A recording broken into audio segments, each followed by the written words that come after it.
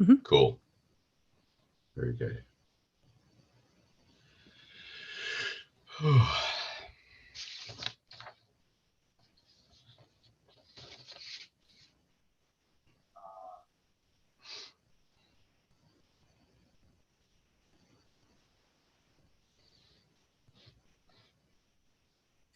How many schools were?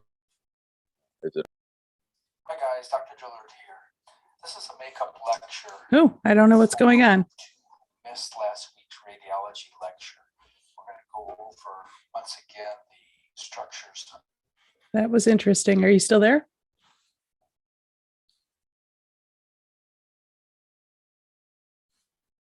Carl, did I lose you?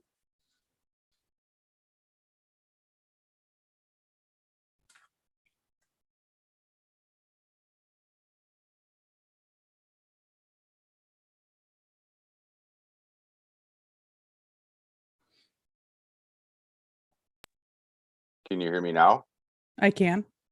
Okay, yeah, for some reason it told me my mic was muted and it turned my video off.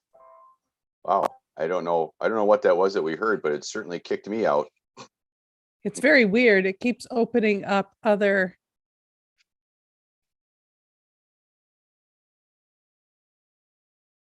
Yeah, I saw something. Yeah. Go ahead. It's opening up other streams. My streaming's not working correctly, which is Oh, exactly why I start this out sooner. exactly.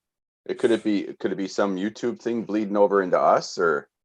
Yeah, I think so. So I'll just do a little troubleshooting here. All right.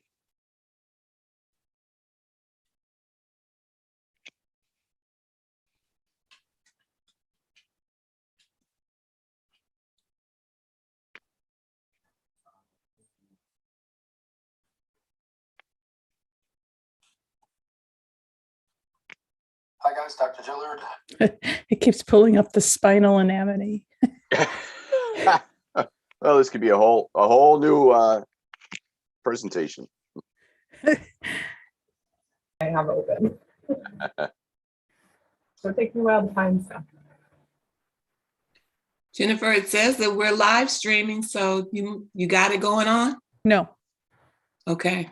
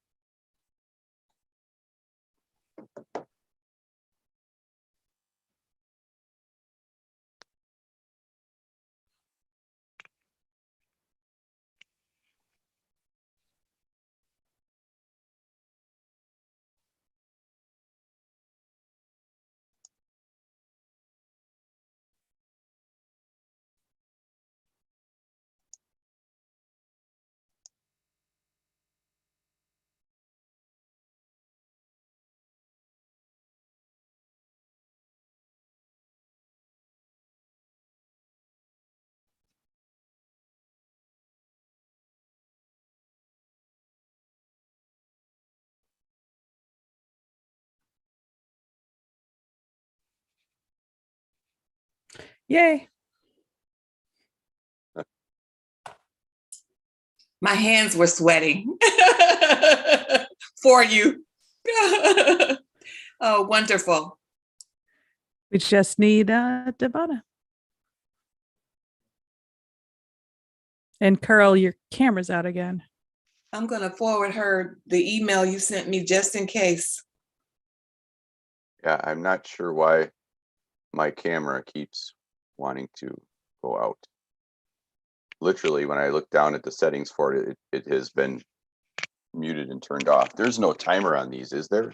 No, Okay. but I'm gonna put my hotspot on just in case it's my internet.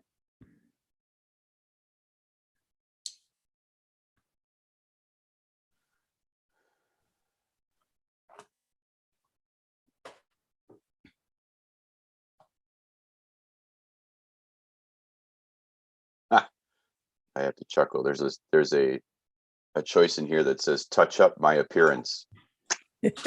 I am so tempted to turn that on to see what it does. Carl, it's a built-in Instagram filter for you. Oh my God, that you don't know how much willpower it's taking not to click that box. You don't need it though, that's for sure. Ah, yeah, you're too kind. I'll send the check in the mail. Don't worry. Appreciate it. It's for my morning coffee.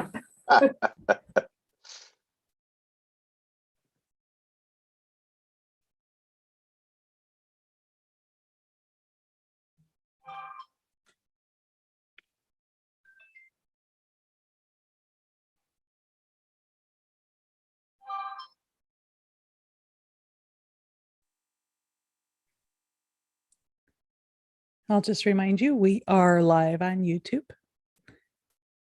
Excellent. Thank you.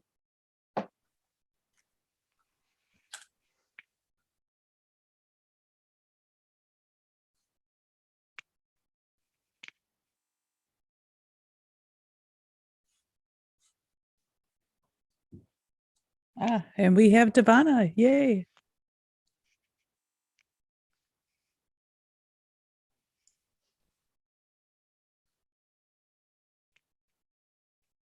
Good morning. Good morning. Thanks for sending that, Joan. I was just about to try and log in, and I actually don't have the invites. Oh, yeah, we sent the links with the, And- let's don't worry about the links were on the correspondence. Got it. Okay. Well, we're really happy to have you here because I didn't memorize any questions. And I will let you know that we are currently live on YouTube. Sounds good.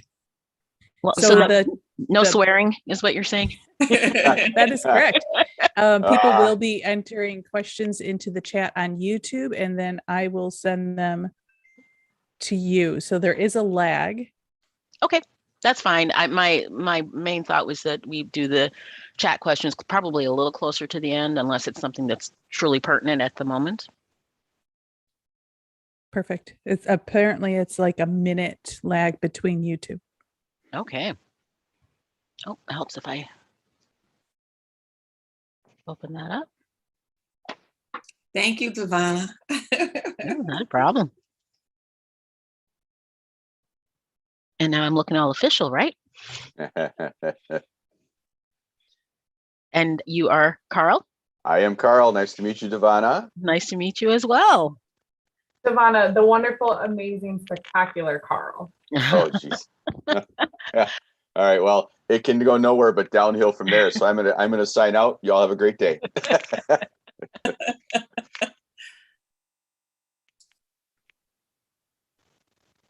So when officially do our guests arrive? At 8:10. Okay.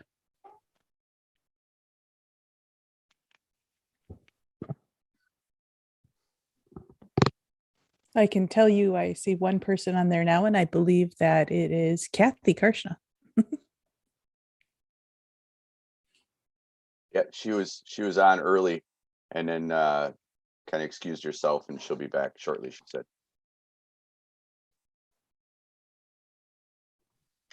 Yep, I'm here. I just didn't want feedback in case it was coming from the YouTube channel, because I was just testing the YouTube channel to see where we're at. But it's a long minute between what we're hearing and what they're hearing on YouTube. So Kathy, would you like to type something into the live chat? in YouTube. YouTube. Okay, hang on. Yep.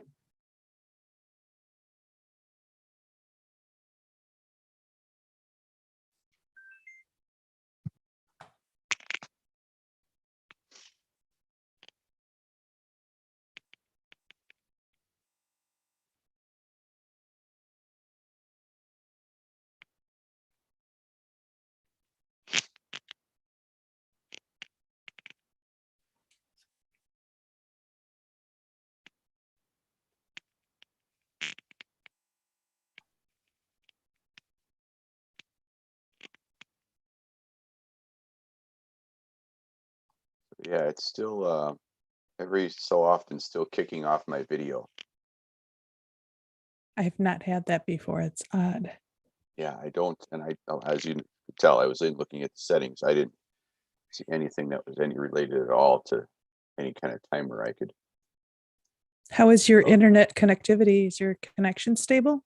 Yeah, I'm about I tested it right before to make sure I'm about 231 megs, so I should be able to do 3 streamings at the same time with the speed I have.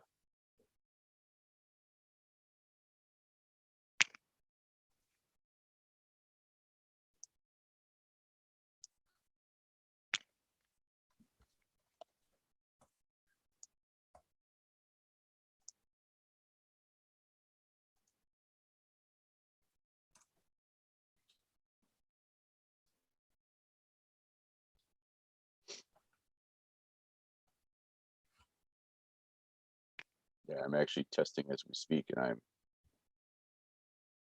very, very good speed wise. So not sure what it is.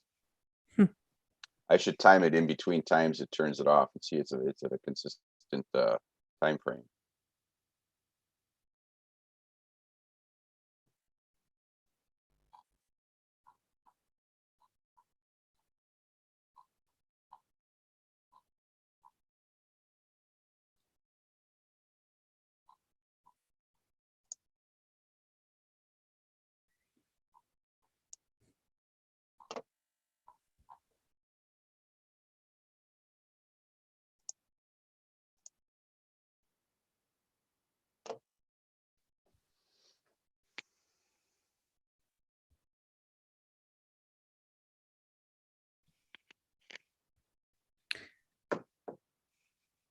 I have Kathy's chat just popped up. It says, welcome everyone. We'll be getting started in about 5 minutes. Okay, so good minute and a half delay. Yeah, and then she just retracted it.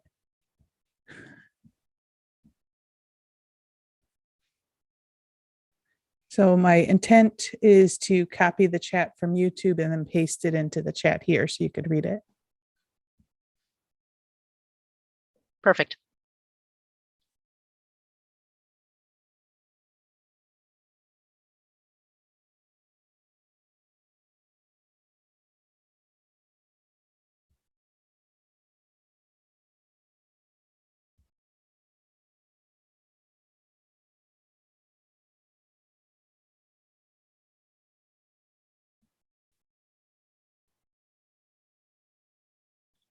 Good morning, Evelyn.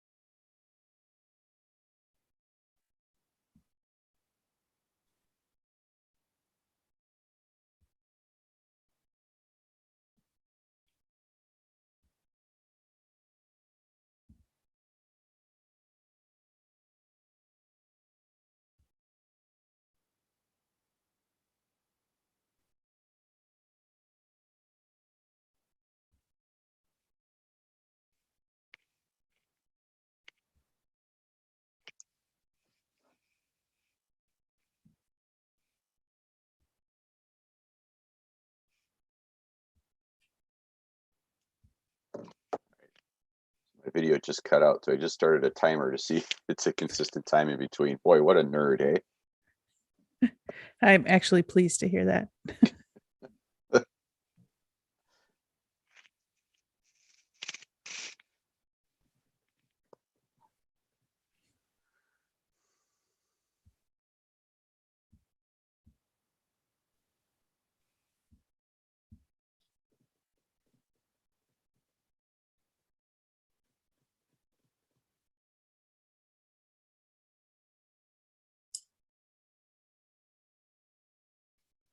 Can we give the students a few more minutes before we start, just in case they might be having some difficulty?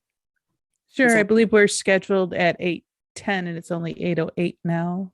I know, but And we'll give it the extra lag time. okay, cool.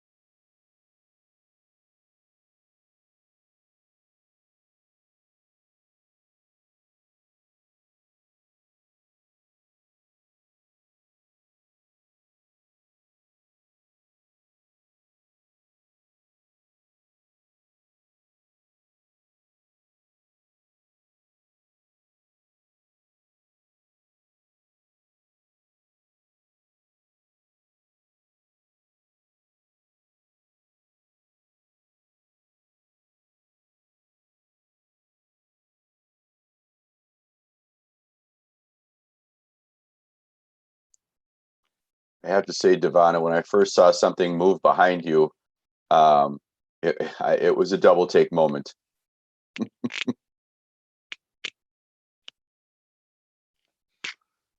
That is my partner in crime. That is Yoda. This is where he decides he wants to be every day.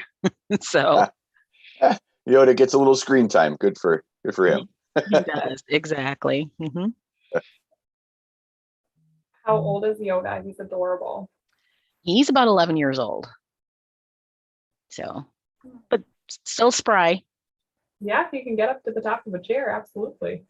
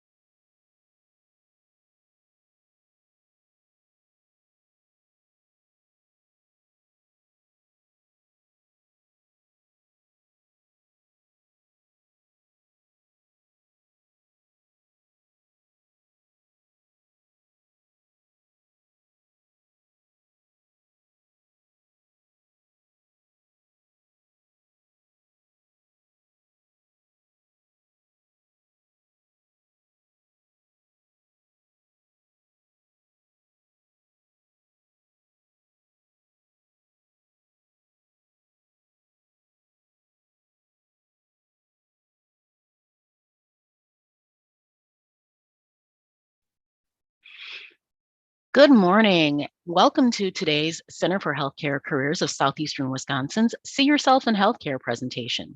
My name is Devana Williamson, and I am a talent business partner with Freighted Health, and I will be your host today. Today's presentation is sponsored by the Center for Healthcare Careers, Advocate, Aurora, Ascension, Children's Wisconsin, and Freighted Health. A few quick housekeeping items. We are recommending that if you have a cell phone, to be prepared to go to www.kahoot.it towards the end of this presentation, as there will be an activity that you can take part in. Again, that address is www.kahoot.it. Also, I'd like to point out, if you do have questions, feel free to enter them into the chat box. And a minute or two after you ask them, we will be able to kind of get that question out to our guest speaker. Speaking of today, of that, our guest speaker today is Carl Lang, and today's topic that he will be helping us get some more understanding of is phlebotomy. Carl, from Advocate Aurora, please tell us a little bit about yourself. All right. Thank you, Devana. My name is Carl Lang. I am the phlebotomy training program coordinator for Advocate Aurora, as well as I do teach the course as well. As I stated, it's with Advocate Aurora. I have been doing this particular position for roughly 3 years now. However, I have over 27 years in healthcare. I am a retired firefighter paramedic. And during my off days from the department, I did do things such as cath lab tech, electrophysiology lab tech, and of course, some phlebotomy. Wonderful, thank you. So tell us a little bit about what your work is like on a day-to-day, schedule, and also like for phlebotomists in general, what are the activities that they do on a day-to-day? Sure. For me, obviously, teaching and running the class while it's going on for the 2 weeks is my day. Days when I'm not teaching, I'm building curriculum, doing virtual classes, things like that. But more importantly, phlebotomists, their day can expect to start somewhat early. In some cases, we have phlebotomists that start as early as 3 a.m. They will do what's called swarm. Essentially, that means all phlebotomists, all hands on deck. They'll start at usually a top floor of the hospital, and they'll do all the morning draws on that floor. Then they'll move to the next floor, do all the morning draws, etc. I'm sure you can see the pattern going on there. And that is to get all morning draws done in time to get to the lab, to get some results. So when the providers do their rounding, they do have some lab results and something to work with when they, of course, want to prescribe medications or possibly procedures, et cetera, what may be going on. So a phlebotomist day starts early, busy. And then after that, they of course remain steady throughout the day, getting stats done here and there and follow-ups to maybe morning draws. And then go ahead, I'm sorry. No, keep going.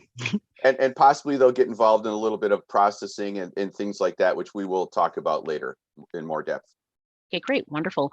Do phlebotomists only work in hospitals? You talked about starting at the top of the floor. Is that the only setting that they work in? That is not. Phlebotomists work in a great many settings, even outside of healthcare. They'll work in a hospital. They work in a clinic.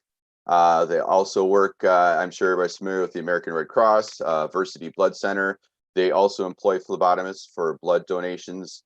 You'll have phlebotomists working at private, for instance, school systems may have a phlebotomist on staff, depending on how big the system is. So there's a wide variety of places a phlebotomist can choose to work if they want to get into this field. Great, wonderful. So what sort of training or education is actually needed for someone to become a phlebotomist? What we look for someone to become a phlebotomist is a high school diploma. But I think on top of that, though, and what I look for personally when I'm looking for students to come into the class is we're looking for someone with a relatively heightened attention to detail, because this is an entry-level position, but it is an invasive maneuver. You are sticking something below the skin of the patient. So we need someone with a heightened attention to detail. What very, very important as well is communication skills. You need to be able to speak to a wide variety of people, a wide age range of people, and people that may not necessarily be having their best day. I don't have this problem, but I would assume that you run into people who are afraid of needles as well. So yeah, that is a fact. Yes, and trying to distract them can be a bit of a challenge.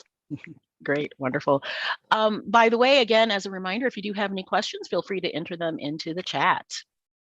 So you talked about being detail oriented. You said communication skills. You just mentioned maybe being able to distract people with the birdie or whatever. Are there any other skills that you would say would make someone successful in this kind of career? A bit of empathy would be very helpful, because yeah, I think what we forget sometimes in healthcare is we see patients over and over all day, and I think sometimes we forget the personal aspect of things. To us, we're doing our job, we're getting things done so this person can feel better, but we also have to understand that they didn't come to see us because they wanted to say hi.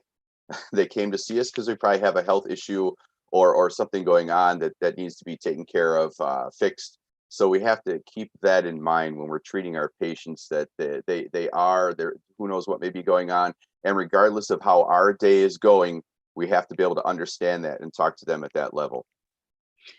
Like most careers in healthcare, treating each person as an individual. That is absolutely correct. If you're able to pull off making each patient think that they're your only patient of the day, you are a success. That is so true. Okay, so what sort of suggestions would you give to someone who is new to this career or thinking about going into this career, maybe someone in high school?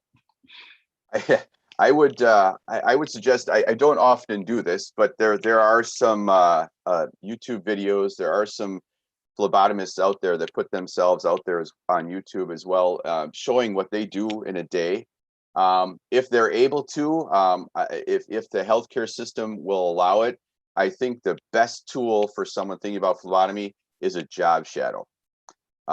If they can do a job shadow, and if it's agreeable to the healthcare system, I think it's a great time. And you don't have to spend all 8 hours. I think anywhere from 2 to 4 hours with a phlebotomist, you get the idea of what goes on. I think a lot of people think it's the same thing all day for a phlebotomist. There couldn't be anything farther from the truth. It is a wide variety of tests they perform, and I think that job shadowing would really give someone a good idea if that's for them. Great, wonderful. We did have a question that came in that actually kind of ties into one of the questions that we were going to ask, which is really, what is the hardest part about being a phlebotomist? This is going to sound like an interesting and kind of a answer, non-answer, but the hardest part about being a phlebotomist is everyone wants to help and everyone wants to do their best. There are instances, and this happens to everyone. I don't care if you've been doing phlebotomy for 2 hours or 20 years, you're going to have an instance where you may not be successful. The hardest thing for a phlebotomist to get over is not having a successful stick, because that's what we do for a living. And I explained to students when I had them in class that it's going to happen. It's not something about if, it's only about when will it happen. So they have to be able to get over that and move on and just keep using the skills that they have gained as a phlebotomist to get past that. That, I think, and maybe the other thing, maybe very, very sick people, very, very sick children, infants, those sometimes you really have to kind of take that deep breath and get at it and understand what you're doing is going to help that person. Try not to get caught up in what their issue may be. Just do what your job so that it may help them. Great, wonderful. So, what do you find to be the most exciting part or the most engaging part of your job? What do you like most about it? Talking to some of these patients, I will have to tell you, I never broke the century mark as a phlebotomist. The oldest person I ever did a venipuncture on was 99. I could not get to 100. And some of these folks, whether they be 99 or 9, the conversations and the engaging moments that we have while we're doing it, of course, we don't have them for very long. It's a short process, of course. But just getting to know these people, hearing their stories, especially the older folks, and listening to some of their stories from when they were young and what they had done. It's very rewarding. And the best part about that is usually after a conversation, you get the best compliment a phlebotomist could ever get. And the patient says, well, I didn't feel a thing. You have done well, if that is what happens after you're done with your job. That is true. Those have been my best phlebotomy visits. So what do phlebotomists wear? Do you guys wear scrubs? Do you wear the little white coats? What do you guys wear? Yes and yes. Phlebotomists do wear scrubs, absolutely. Also, if they wish, we will provide them a lab coat to wear as well, if they wish. But it will always be scrubs underneath the lab coat. Of course, we do not bring any kind of clothes or anything like that from the outside in. They'll wear scrubs. And if they wish to wear a lab coat over that, they certainly may, and we will take care of that for them. And the reason for not bringing in those clothes from outside, or vice versa? Well, not only bringing in icky stuff, that is a technical medical term, icky. Also, we don't want to take that stuff home as well. We would prefer not to take any of those things home. Clearly, we're washing our hands and doing all that kind of stuff as often as possible. So it's just nice to not bring anything back with us. Because, of course, as you imagine, hospital, clinic, I don't care what environment healthcare is in, things are there, germs and such. Exactly. Well, yeah, that's the reason for that personal protective, equipment that people use, the masks, the gloves, all that fun stuff. Absolutely. Great. You mentioned about being in the hospital and, it being a kind of a quick procedure, kind of in and out, but do you get an opportunity to see a patient regularly? Yes. In a hospital setting, that if you could see a patient literally every 2 to 4 to 6 hours, depending on if they have some time draws. Probably see the patient at least once a day for their duration of their hospital stay. Because of course, labs are taken often so that we may properly dose, properly medicate, so they can go home. So during their course, you will actually get to know the patient. You will actually probably get to know a little bit about their family as well. Do they have a dog? Do they have cats? Kids? Grandkids? It does get to a personal level, even though it's a short time we spend with that. It's a very good quality time as well. You actually probably do want to ask some questions and get to know the person who's about to poke you. That's correct. Yes, and it's interesting you say that, because part of what we teach, and this is at healthcare in general, is as you go into that room, one of the first things you do is you kind of introduce yourself. And you acknowledge the patient by name, tell them what you're going to do, how long it's going to take, things like that, just to help a little bit put them at ease. And it really does relax them a little bit. And then, of course, the next questions are, well, how long have you been doing this? Oh, yeah. Are you married? Etc. All those kinds of things come up after that. Yes. My typical question is, so how long have you been doing this? That is the one that I typically do ask. Yes. Exactly. And so just in case someone's thinking of going into this field, I don't want them to get scared off by that question. A lot of patients, in fact, the majority of patients are absolutely fine. If you're not new, they completely understand that you have to learn somehow, and they are more than willing to let you go ahead and take care of them. Agreed. That's been my experience. When they tell me that I've been doing this for a few months, I'm like, okay, good. Here's another one for you. Yep. Um, we had another question that came in, and the question is really more about the technical aspects of this process or this job. What action do you take if you can't find a vein? Good, very good question. There is a rule, specifically, I know Advocate Aurora had this rule. I believe other healthcare systems do as well. What we do is, of course, the big skill when I teach phlebotomy is finding the vein. That's the skill. If you are unable to find a vein, and again, now we have the antecubital area, which is the inside of the elbow right here. The opposite, the elbow is a cubital. So, and we have the forearm, top of the hand. We have a great amount of area that we can find a vein. And generally speaking, finding the vein may not be the issue. The problem may be actually hitting the vein or getting blood out of the vein. What will happen, unfortunately, is if you try twice and maybe unsuccessful twice, we have a 2 and out rule. It's interesting how that works. You'll try twice and you just quite get it. You'll have one of your fellow phlebotomists, they'll come in there, they'll put the tourniquet on, they'll get the blood, in about 3 minutes, they're done. And you just have that stare of, okay, well, all set. It's interesting how that works, because it works the other way too. They may have an issue where you may have to come and bail them out. So it's never a worry. That's why we're a team. Phlebotomy, we do work alone, but we work alone as a team. So if there is an issue, you give one of your fellow phlebotomists a call, and then they will come in and take care of that patient. And it's a good learning opportunity for a new phlebotomist as well. Great, thank you. One of the questions that I had that I wanted to kind of ask is just, who do you work alongside? You know, are phlebotomists in a silo by themselves, them and the patient, or are there other people that you're interacting with who are in the healthcare setting?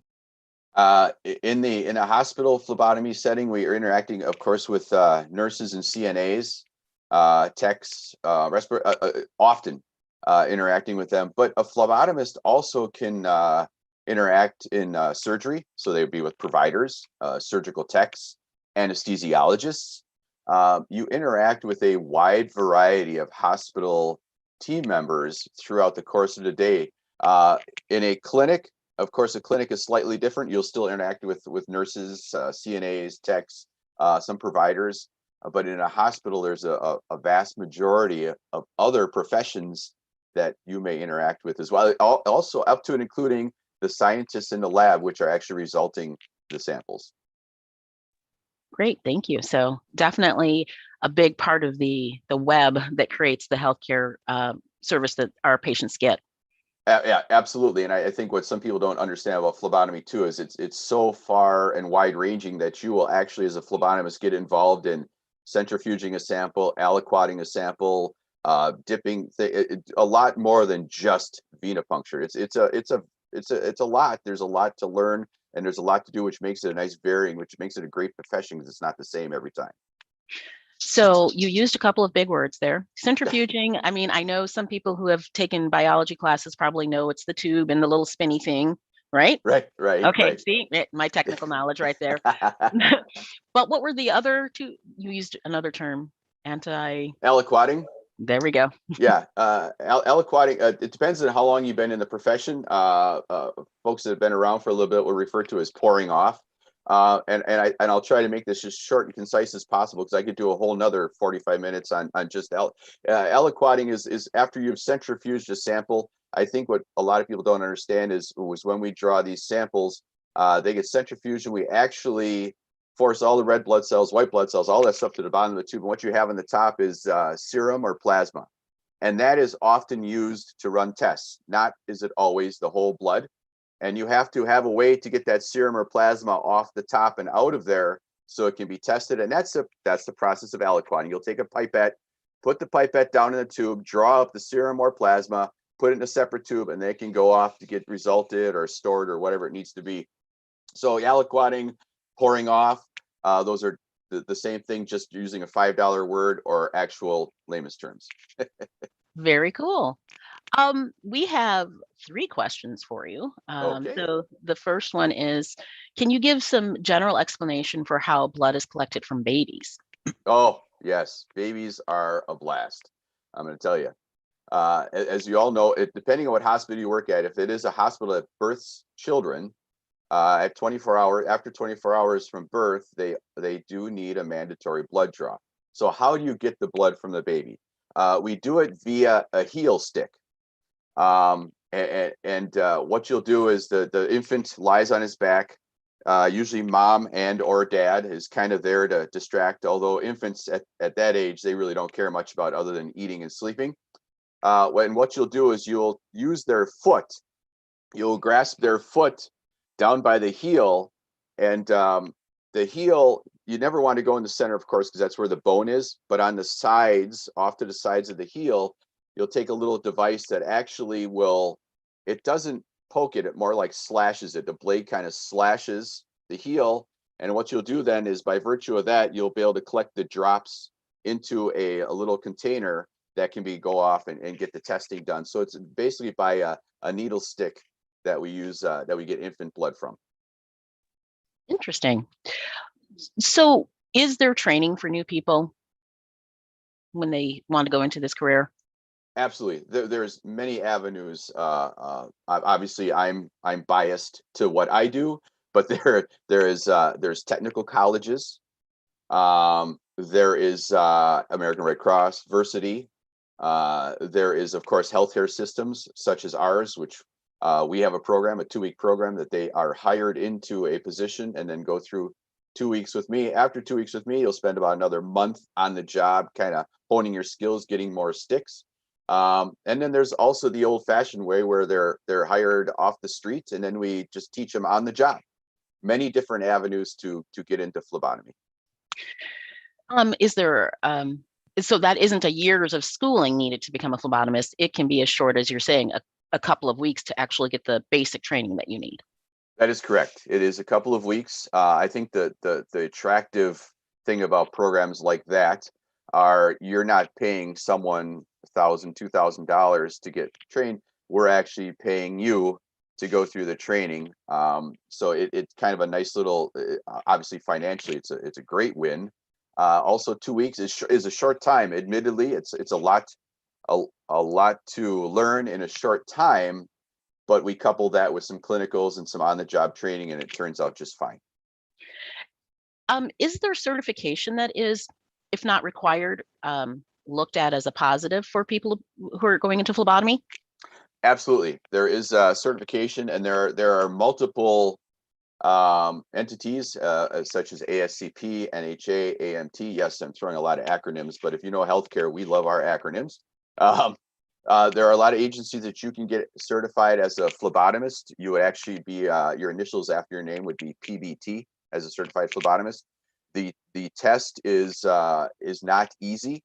It is a tough test. I usually tell students that go through a program to not even attempt the test because it is expensive. Not attempt it till at least a year on the job, because there are very particular questions. There are also questions about processing, about aliquoting and centrifuging, what we had just kind of touched on a little bit. Questions about that. There are questions about individual tests. So I always advise them wait at least a year and then go online, do some sample questions, maybe order a book to study out of. Wisconsin does not require you to be a certified phlebotomist, but there are other states that do. So it is an option if you wish to choose that. With the last question that we have here, you can let me know. The question is, what are the various tube colors used in phlebotomy, and what do they indicate? Ah, boy, I like these. These are good questions. All right, so I'm going to show you a little bit of what we have right here. Oh, blanks me. Although actually, you know what, blanking me out might be a good thing. So we'll just keep on doing that. So what that card is, I just kind of flashed briefly there. Hopefully you're able to see it. It's called the order of draw. we do have an order of draw. The order of draw starts with blood cultures. Blood cultures are always done first. Then after that, tubes are done, and I'll just go through this quickly because, of course, we're not teaching the class here. We're just talking about it. It goes blue, gold, red, light green, green, lavender, pink, and gray. The reason that we have an order of draw is not because a bunch of us got in a room and said, hey, how can we mess with these students and give them one more thing to memorize? It is due to additive carryover. And just briefly, again, this could be a whole nother half-hour topic. Each tube, with the exception of white, each tube has an additive sprayed inside. It could be an anticoagulant, could be lithium heparin, could be sodium heparin, could be EDTA, it could numerous things. And the reason for the order of draw is because we do not want to draw, say, an EDTA prior to drawing an anticoagulant tube, because if there is a case of additive carryover, it can kind of mess up the analytes like the potassiums, the calciums. It can make everything look a little. So what'll happen then, of course, is when that gets resulted, provider looks at that and goes, oh my gosh, they're low on potassium. When that may not be the case, it's because we didn't follow the proper order of draw, and now the sample is not the quality it should be. And that's, of course, the reason we have the program that we do. So everybody's doing it the same way, so the sample is always as best quality as possible, which the order of draw plays into that with the additive that's inside. We need to make sure we do those in the proper order so the sample is excellent quality. Thank you so much, Carl. I mean, just that answer in and of itself, along with all the other things that you've shared with us, talk about some of the technicalities that are involved in your field that I don't think everyone always associates. When they go in and they poke people in the arm, there's so much more to it. So I appreciate you sharing that information. Yeah, well, you're welcome. There's absolutely, again, there's a lot that goes into this that I don't think people appreciate, how well-trained phlebotomists and how much there is to this position. Wonderful. Well, we are done with questions thus far, so we are going to go on to the activity that we were talking about a little bit earlier. Again, it's www.kahoot.it, and that should be coming up on your screen shortly. Looks like we have a few people who have already joined. Going to give a half a second for people to join in again. And oops.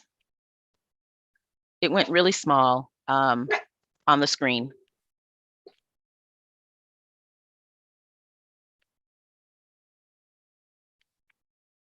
There we go.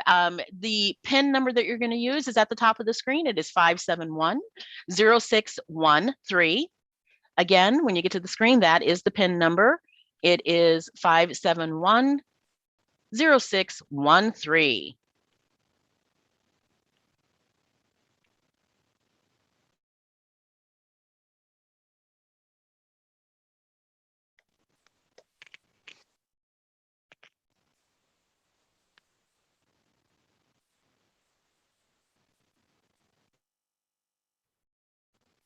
We're just going to wait a few more seconds here for it to get reloaded.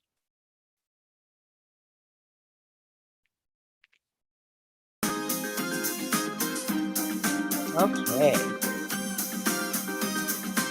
We have 5 players thus far.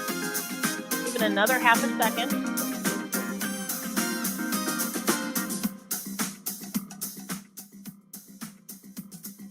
Let's see. Well, why don't we, oh, there we go. One more person joined. Let's see if anybody else would like to join. Give you another 30 seconds or so.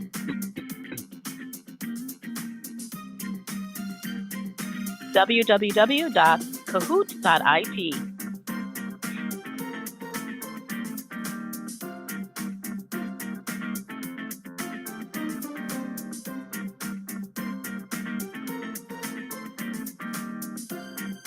Jennifer, do you want to start? All right. Question number 1 for phlebotomy.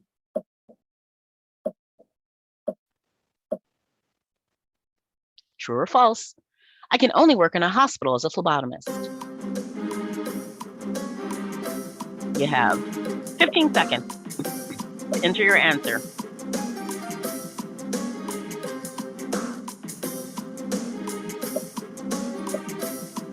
5 seconds.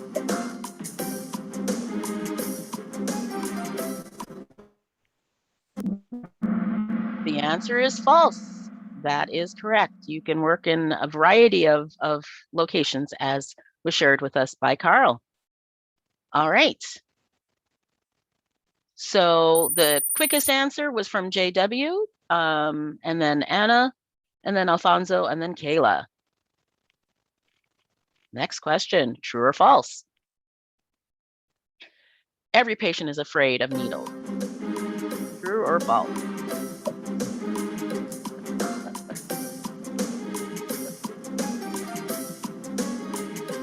Five seconds.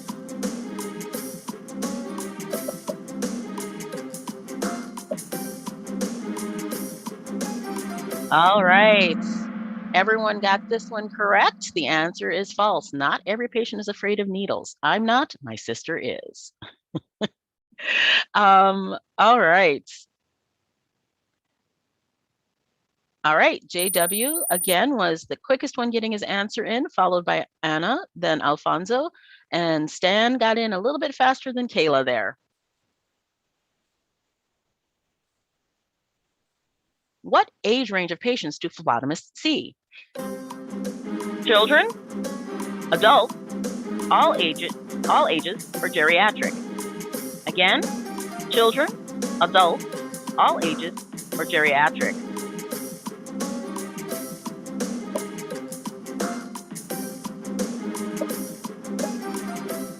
All right. We got 4 responses in, and they were all correct. Good job. It's all ages. JW got it in the fastest. Anna, though, you got a star. You've gotten 3 correct answers in a row. Congratulations. Alfonso, then Stan, then Kayla. Good job. What do phlebotomists do? Hopefully we have the answer to this one. We have venipuncture, we have vitals, we have lab tests, and we have surgery. Again, venipuncture, vitals, lab tests, or surgery. 5 seconds.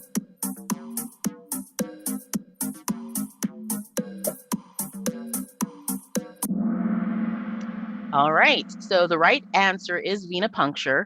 I can see why lab tests was one that kind of snuck in there a little bit, but vitals and surgery are not done. But venipuncture is the main activity that phlebotomists do. They don't typically actually do the tests themselves, I believe. And Carl, you can correct us on that when we get to the end here. Stan came in really quick on that one and has the highest score with Anna right behind him, then JW, then Alfonso, and then Kayla. Anna, 4 correct in a row. Last question, I believe. True or false, blood draws only happen in the arm, the crease of the elbow? True or false? Then you have 15 seconds.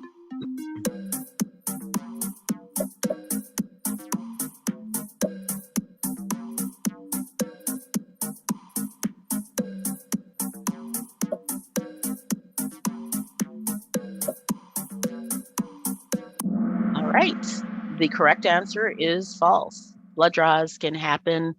We talked about the hand, I believe, and we talked about obviously the elbow. I think we mentioned the wrist, and babies kind of on the heel, that sort of a thing. So the answer is false. Okay, so Stan is in 3rd place. 2nd place is JW. And in 1st place with 5 out of 5 correct, Anna. Woohoo! Congratulations, Anna. Good job. And then, of course, we had Jocelyn, and I missed the 3rd name. Sorry. Good job. Thank you so much. And yeah, Carl, I didn't know if just quickly you wanted to address kind of how much lab work the phlebotomists actually do. Right. And this really depends on where you're going to work, Ivana, is if you have a phlebotomist in a clinic situation, they would do finger sticks for INRs. And what INR is, maybe someone out there knows somebody that might be taking blood thinners. So those folks have to get tested to make sure they're in the proper range. You don't want to be too thin, don't want to be too thick. And in the instance of finger sticks for INRs, the phlebotomist will actually, of course, perform the finger stick. They will actually perform the test right there in front of the patient as well on the machine. And they literally will actually deliver the results to the patient.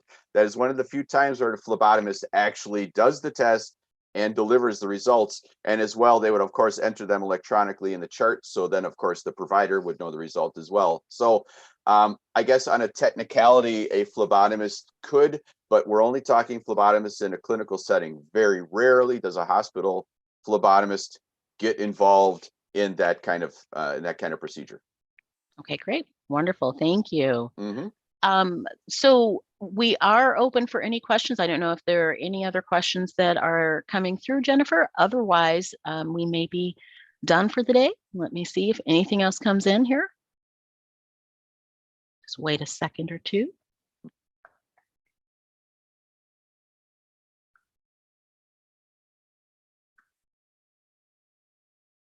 I know there is a little bit of a delay from where our visitors are typing information. Let's see. Well, in any case, I do want to thank you, Carl, for taking time and sharing your knowledge. You clearly enjoy what you're doing and are excited about what you're doing. And that is one of the best ways for people, I think, to learn about a field is to speak to someone or hear from someone who has a true appreciation for what they're doing and how important the work that they're doing is. Absolutely. Yes. Thank you very much. It was my pleasure. Thank you. Thank you. Everyone, we appreciate you coming today to listen to our presentation on the healthcare career of phlebotomy. And, if you do have more questions, definitely reach out to our representative here, joan.ward@employmilwaukee.org. She can definitely, get you some answers or get you connected with Carl or someone else in one of our healthcare facilities who can give you some information about phlebotomy if you want to learn more about it. Again, joan.ward@employmilwaukee.org. Thanks so much, everyone. We really appreciate you coming to today's presentation. Have a good day. Thank you.